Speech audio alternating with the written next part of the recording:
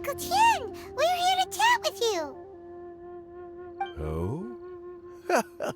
What a lovely surprise. Welcome.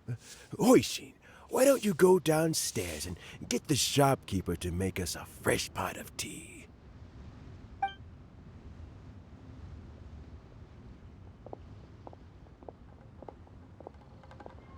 I heard that you've been traveling all over the place recently. I would very much like to hear your adventure stories. Hoishin told you, didn't she? Don't worry. I'm quite all right.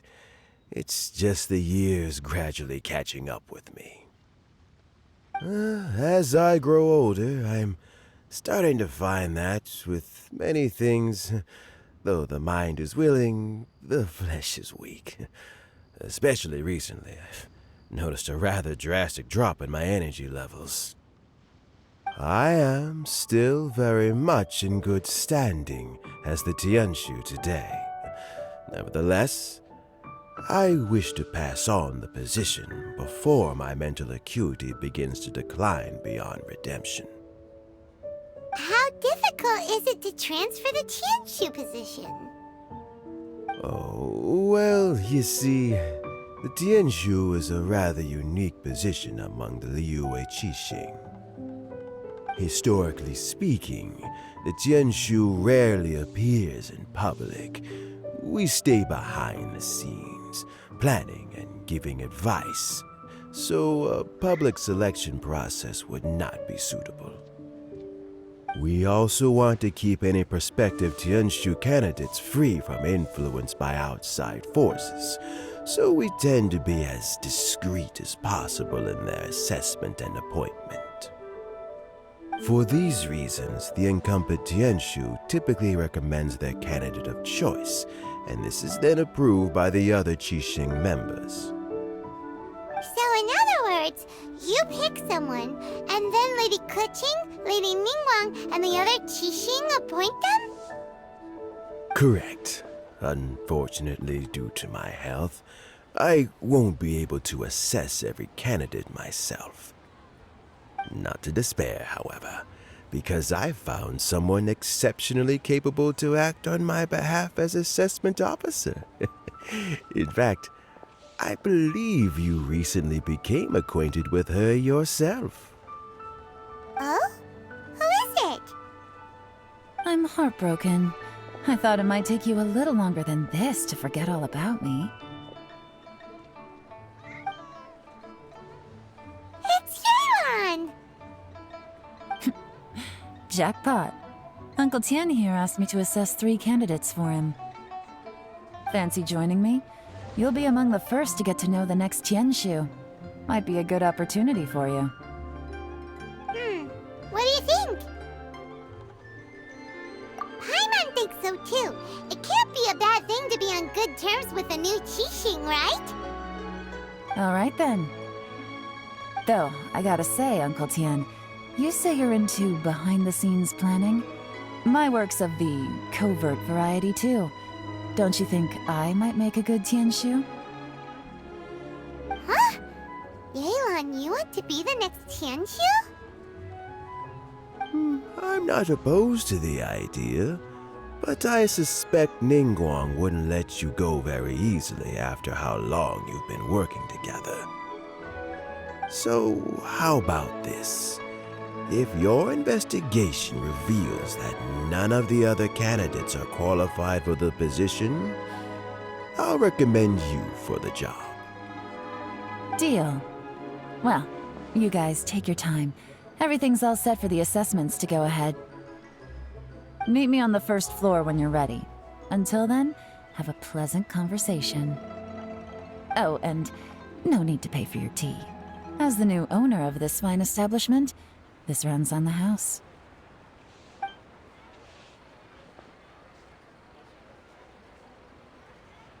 You're all set?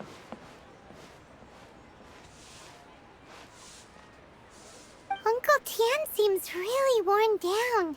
It's like all his energy's gone.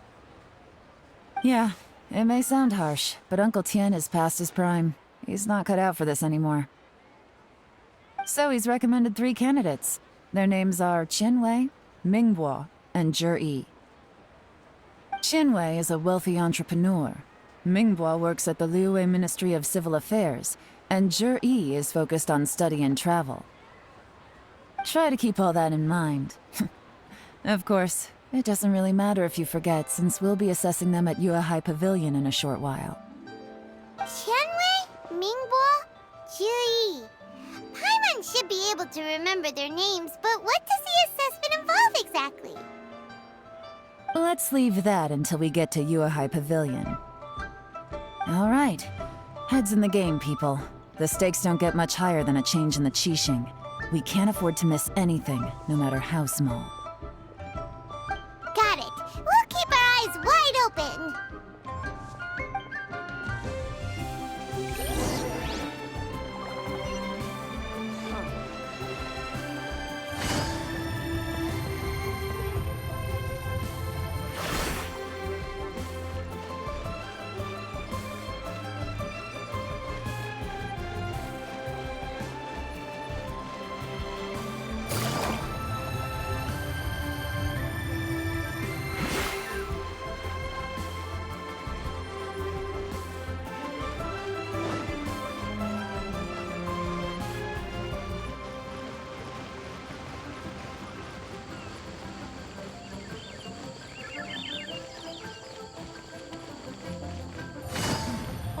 This is a peaceful neighborhood. My legs are getting sore. What is wrong with this assessment officer? This is a huge occasion and I don't even get a chair. I've dealt with all kinds of people in my time, but never have I been made to stand while I'm waiting for an appointment. Oh, I think it's fine. That's called being complacent. If you're happy to just accept the way things are, you'll never be able to change anything in the future. Oh, come on. That's just... Now you're just being unreasonable. All right, you two. Let's not get into a big argument over this. It's not worth it. Qianwei, that was a bit uncalled for. And Mingbo, cut him some slack. We've all been standing around for a while. It's natural to be getting irritable. Look, how about this? There's no rule saying we're obliged to stand up while we wait, so why don't we borrow some chairs from the guild nearby? Fine. They're not the best quality chairs, to be sure. But under the circumstances, it would be better than nothing.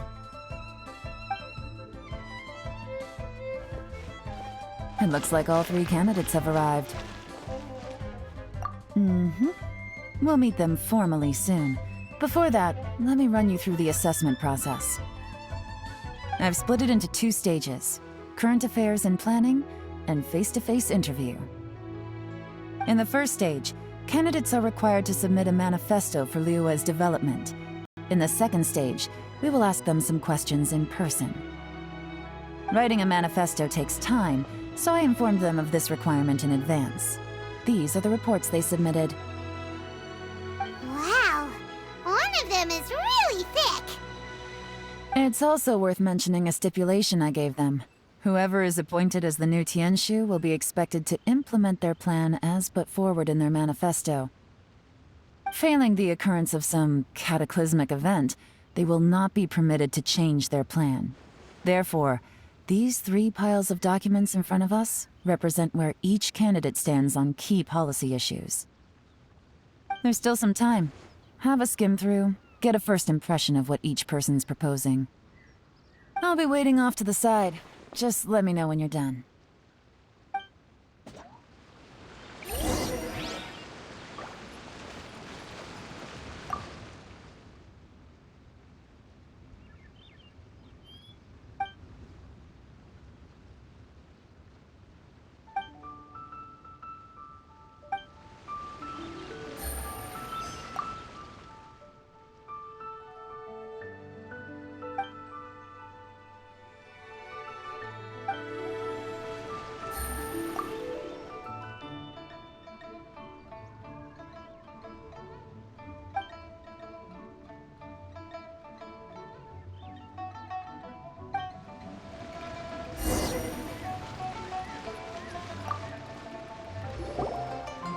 Finished, huh?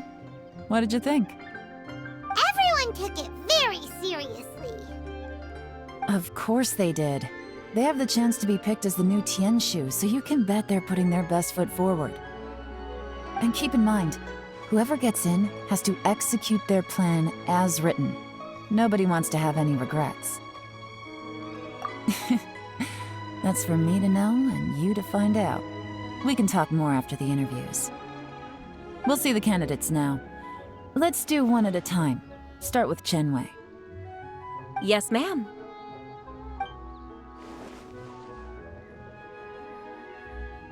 Oh? So you two are the assessment officers, are you? I had assumed that given the great import of this situation, Lady Ningguang would perhaps be assessing us in person. I certainly hadn't imagined I'd be seeing two entirely unfamiliar faces. I trust you've read through my manifesto?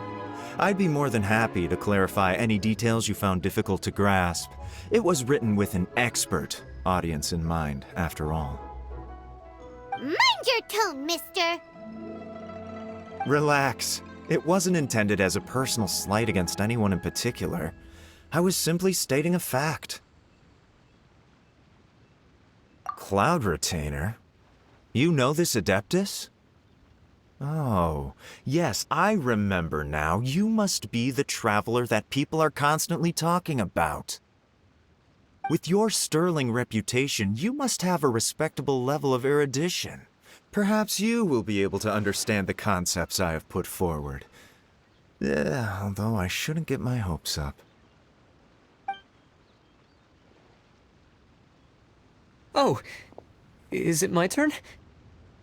Yes. Please, introduce yourself. I'm, Mingbo. I work in the Ministry of Civil Affairs. I've worked there for, 9 years, 5 months, and 3 days. In that time, I've handled, 2,347 cases. I have 12 active cases at the moment. They should be concluded in, 16 days? My current work is related to urban planning, and I'm also responsible for, auditing the accounts. To be more precise, there are 3 parts to the accounts, namely...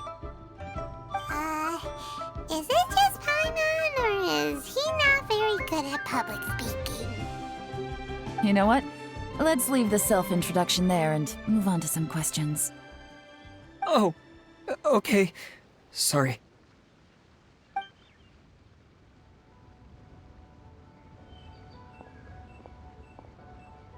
Hello.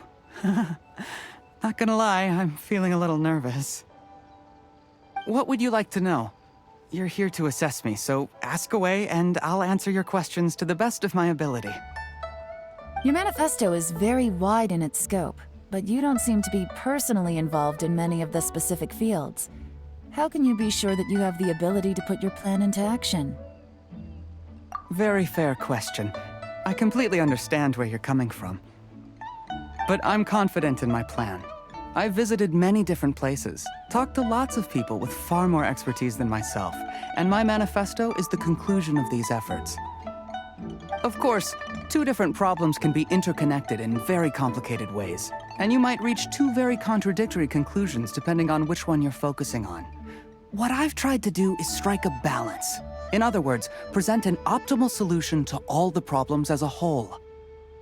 How do you plan to determine whether you are right or wrong about your proposed solution being the optimal one? A great question.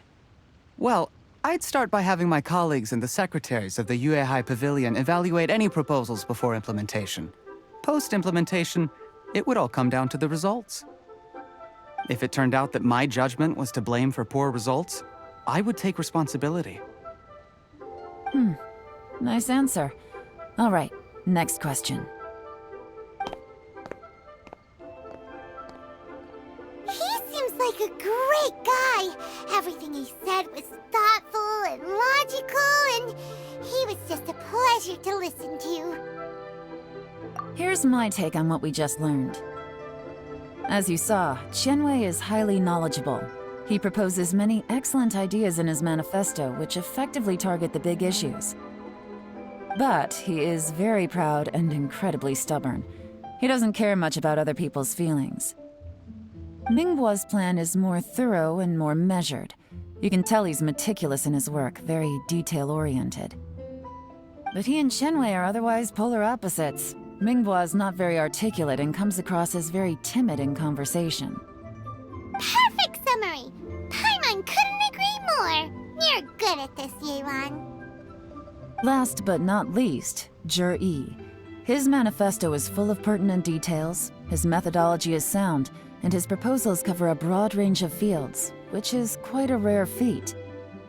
The depth he goes into in each and every area means it can only be a product of painstaking work. Plus, he is modest and good at dealing with people. But what really interests me is that many of his views happen to coincide with Uncle Tien's. Having someone like Jur-E take the position would certainly put Uncle Tien's mind at rest. Great! We'll see. Let's go back and report to Uncle Tien.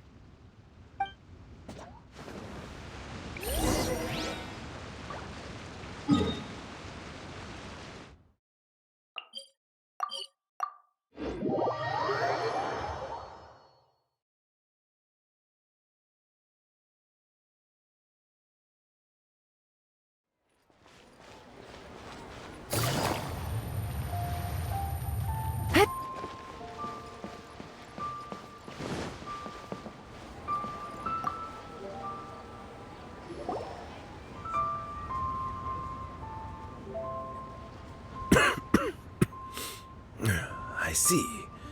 Then it's more or less as I anticipated. All right, then let me ask this.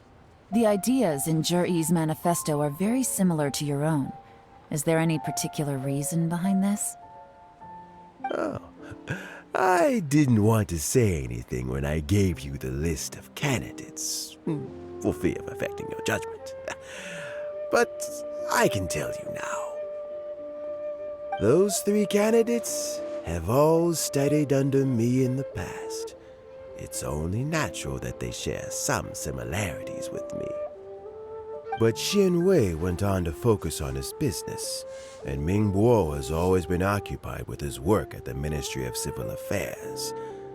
Of all of them, Jur-E was with me for the longest duration. Whoa! So how did you get to know them all, Uncle Tien? Shenwei was referred to me by an old friend.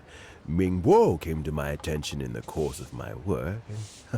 As for Jur-E, that was pure happenstance. We first met while fishing. Gradually, as we got to know each other, we started discussing all sorts of topics. Jur-E came from a poor family, and his parents died when he was very young. But he was a gifted student and a fast learner. He reminded me of a younger version of myself, so I started out giving him a few words of advice when we were out fishing and noticed how quickly he got on. Quite. And now, all of a sudden, he's grown into a mature young man. It's a joy to see, but it also gets one thinking. The young are growing up, and I am growing old. How time flies.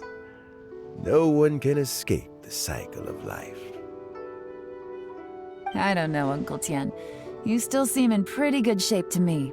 You might have another few years of work left in you, don't you think? Oh, you. There's really no need to console me. Having less energy than I used to isn't such a bad thing. It just means I finally have a good reason to retire and spend my days doing what old men like me should be doing. Going fishing whenever I feel like it. Sounds like you sure love fishing, Uncle Tien. Ooh, there's nothing quite like fishing to pass the time. Ooh, and freshly caught fish, they make the most beautiful fish soup with barely any preparation required. Fresh fish soup. Sounds tasty. Doesn't it? Also, some time ago, Juri purchased a very special recipe from an old fisherman. When we've been fishing recently, Juri always brings some extra ingredients he prepared in advance. The addition of these makes the soup taste even more wonderful. That flavor makes for a fond memory. But at my age, who knows how many more chances I have left to taste it again. Oh, can Paimon come next time too? Paimon really wants to try it. Let's get back to the matter at hand. Uncle Tian, we've reported back. Do you have a verdict? I appointed you as the assessment officer, and I trust your judgment. Had you not asked me why Juri's ideas were so similar to mine, I was not going to mention my history with any of them. This decision must be guided by what is fair and right.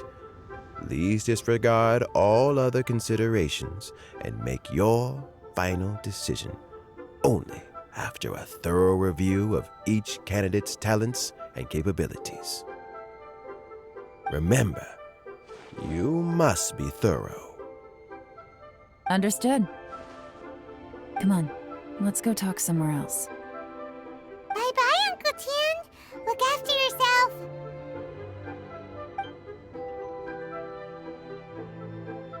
So, it's gonna be Juri, right? His manifesto was written well, and he's the best speaker. Easy.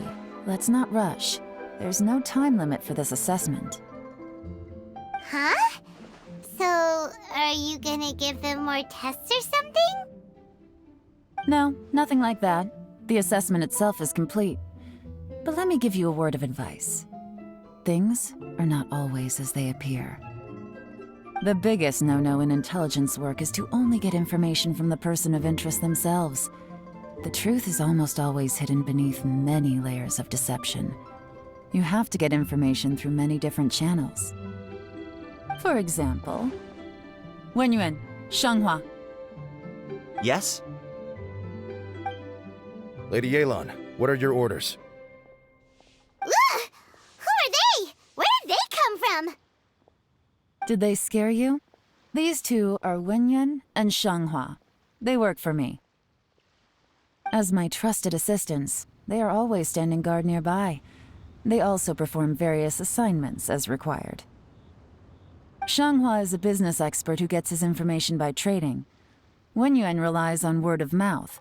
And there's also Upei, who's not here right now. That meathead must have been out there on sea surveillance for some time now. Is he all right? I seem to remember that he can't swim. Nothing can take that guy down. Certainly not a little wind and waves. Shanghua, visit all the commerce guilds and look into Qianwei's background. Wenyuan, go to the Ministry of Civil Affairs and look through Mingbo's work files. Yes, ma'am. So what about Juri? Juri, well, obviously, as the most promising candidate, we will be investigating him ourselves. Let's go to the docks first. Lots of people passing through there. You can find out all kinds of things. If we're looking for information, why don't we try talking to Bulai, the owner of Wanyu Boutique? He does business at the North Wharf. Maybe he has some news for us. That's actually not a bad idea. Let's go and ask him.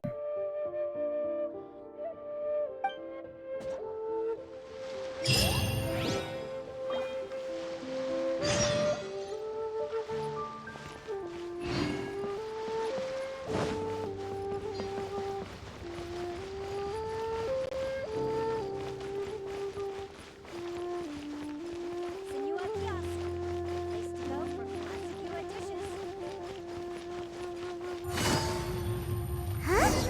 What's Bulai doing here today? Look, your asking price for this batch is just too high. I can't buy in at this price. How am I supposed to turn a profit? Come on, hear me out. I'm telling you, this is the single best batch of Sunsettias ever. You won't find anyone who disputes that. I accidentally dropped one into a well, and even the water turned sweet. Even so... All right. I'll let you in on a little secret. The boss of Second Life also wants to buy from me, but I haven't responded yet. If you won't take him, I'll just have to partner with them instead, and neither of us wants that. Okay, well, when you put it that way, I'll accept your asking price. I'll take all your stock. Don't sell a single one to Second Life.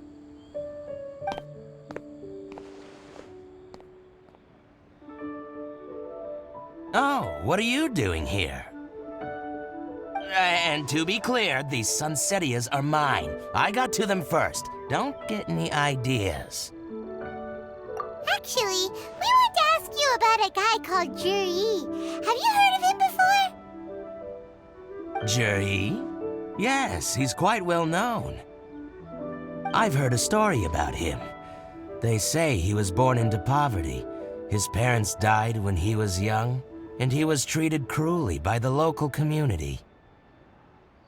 One of his neighbors was terribly rude to him all the time, but Juri never retaliated. And when his neighbor went bankrupt, he even helped support the family. He returned cruelty with kindness, injustice with peace offerings. A gentleman of talent and character, and... oh, how did I not notice him sooner? In fact, maybe I'm not too late. If I could hire him to be the brand ambassador for Wanyo Boutique. Oh, he sounds like a decent man. We can finally breathe a sigh of relief. Why are you asking about him anyway? You aren't looking for a brand ambassador too, are you? Well then, in that case, the higher bidder takes the... Ah, that's Juri right over there. Why don't we go and talk to him? Where? It's him, all right. Looks like he's chatting with Linlong. Come on, let's follow them and listen in. Try not to let him see you. We want this information to be as truthful as possible. I'll just go and fetch an employment contract. And hey, don't try and cut me out of this. Hey!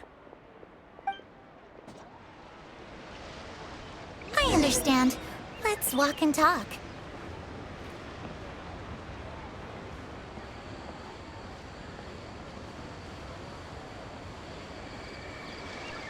So, you were looking to buy a wineware set?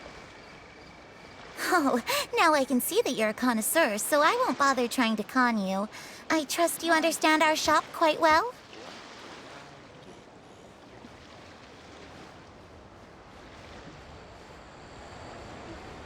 The truth is, an old friend of mine who likes to have... What's the hurry?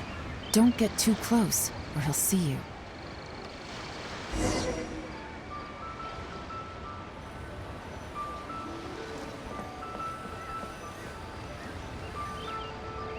Try not to let him see you. We want this information to be as truthful as possible. I understand. Let's walk and talk.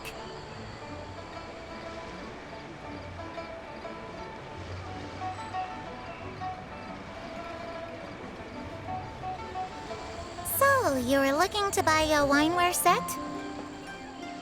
Oh, now I can see that you're a connoisseur, so I won't bother trying to con you.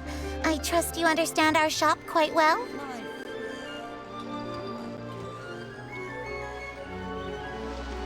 The truth is, an old friend of mine who likes to have a drink now and then. He fancies himself as a man of culture, but doesn't care for needless extravagance. So I thought I might buy him a set of high-quality fakes. How very thoughtful of you. Leave it to me, then. Come and collect it at Shigu Antiques whenever is convenient.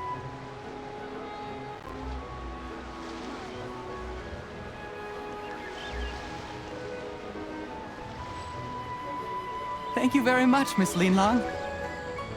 It's my pleasure, Mr. Juri. These days, it's quite rare for someone of your standing to still keep up with their old friends. It's nice to see. I'll be sure to pick out a good set for you. You can count on me.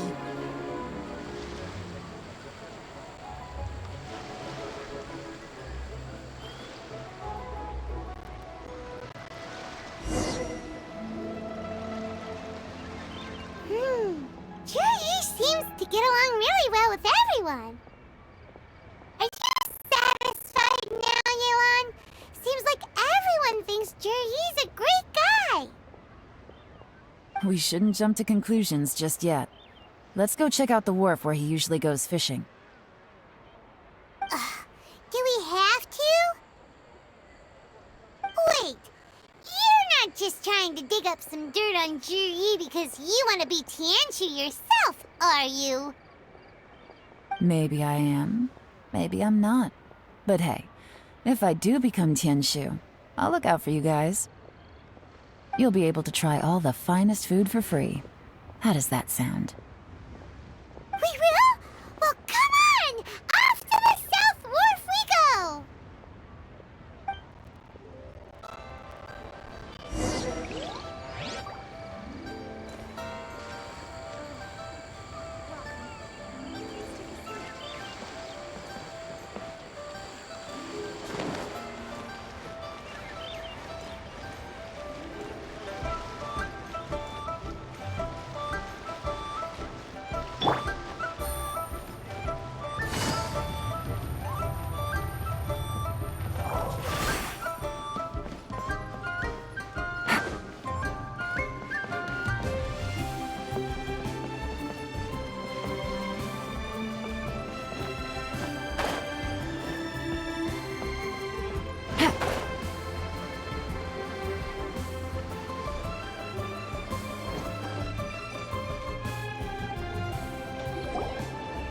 The wharf is as busy as ever. I hear the anglers here sometimes sell their fish to the nearby fishmongers. Let's see what Uncle Soon has to say.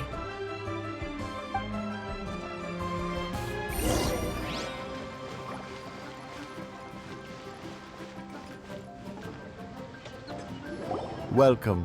What would you like to buy today? Sorry to interrupt. We're actually members of the, Liyue Anglers Association, and we just wanted to ask a few questions about someone.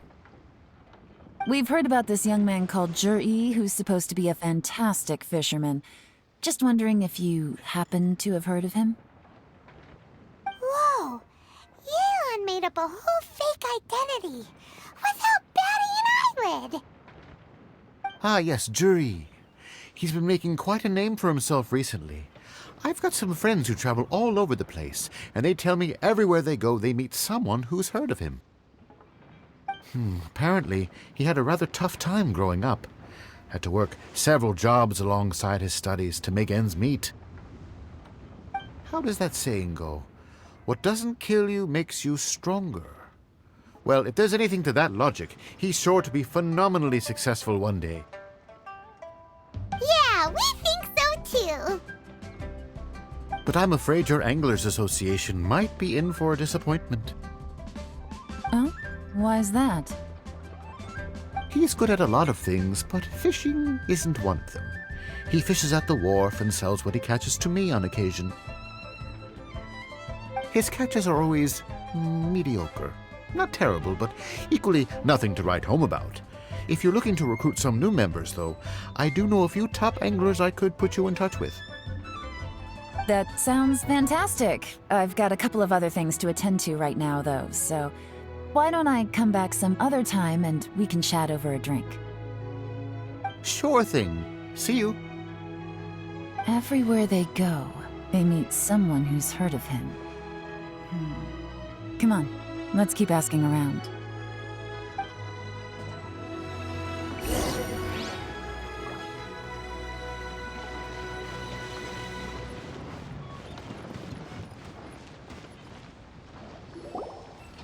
Here to buy some fish? It's 300 for one or 3 for 1,000. You better hurry. When they're gone, they're gone. Hello, we're from the Society for Fish Price Research. We'd just like to ask a few questions. Wow, she switched identity again!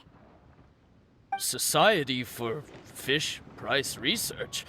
I haven't done anything illegal. Stay out of my business. Please, don't worry. We're just here to conduct a simple survey. We've heard about a certain Jur-E who's been selling fresh fish at low prices in this area recently. Do you know anything about this? So this isn't about me. You should have said something, you know. I know the guy. I can tell you what I know. I haven't heard anything about him selling fresh fish at low prices, but it wouldn't surprise me if it was him. Oh? Why is that? Because he's so poor. His parents died when he was very young, and his alcoholic father still owed a huge amount of debt. No one wanted anything to do with him. He was still a kid when he first came to the wharf. His clothes were ragged, and he had a bandage wrapped around his head. And he managed to survive, thanks to Uncle Tien, who gave him some food. But still to this day, he doesn't have a lot of mora to his name. I mean, he can afford to eat and everything, but you'll often see him haggling with others over just a few mora. So, I wouldn't be surprised to find out he's been selling a few fish. It's not like he catches much anyway, so it's not going to affect my business. Don't tell him I said that. You'd rather he didn't know? Well, I spoke to him once, briefly, and I just had a feeling that he really cares what other people think of him. I think he has pretty low self-esteem, but hey, it's hardly my place to say anything. What he's achieved already puts most people to shame. And nobody's perfect. I just wouldn't want to upset him. That's all. I see. Well, thank you for sharing that with us. Not a problem. And just for the record, there's absolutely nothing wrong with the price of my fish. The more times you say it, the less convincing it becomes. Doesn't have a lot of mora to his name. Okay, let's keep going.